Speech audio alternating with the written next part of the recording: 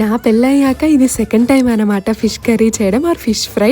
First time చేసినప్పుడు utter flop అయింది. ఈసారి మాత్రం మా మమ్మీని అడిగి చేశాను. నిజంగా అమ్మ చేతి ముద్దలా ఉండే టేస్ట్ మాత్రం. మంచిగా ఫిష్ని క్లీన్ చేసి పెట్టేసుకొని ఒక కడాయిలో కొంచెం ఆయిల్ వేసి 2 సైడ్స్ కొంచెం ఫ్రై చేసుకోవాలి.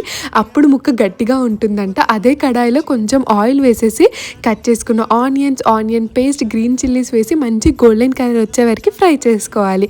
తర్వాత అల్లం వెల్లుల్లి పేస్ట్, కరివేపాకు, కొత్తిమీర, కొంచెం పసుపు వేసి అది కూడా ఫ్రై అయిన తర్వాత తగినంత ఉప్పు, కారం, ధనియాల పొడి, కొంచెం జీలకర్ర పొడి, కొంచెం మెంతుల పొడి వేసేసి మంచి ఫ్రై చేసేసుకోవాలి. తర్వాత చింతపండు పులుసు కొంచెం చిక్కగా వేసేసుకొని ఇక్కడే టేస్ట్ చూసుకోవాలి, ఏమైనా తక్కువ ఉంటే వేసేసుకోవాలి. తర్వాత ఫిష్ ముక్కలు వేసేసి మంచిగా గరిటె పెట్టి కలపకుండా కడాయిని అటు ఇటు తిప్పేసేస్తే ఎమ్మి ఫిష్ పులుసు రెడీ అయిపోతుంది. టేస్ట్ మాత్రం నిజంగా బ్లాస్ట్ గైస్, బాగుంది. బాయ్.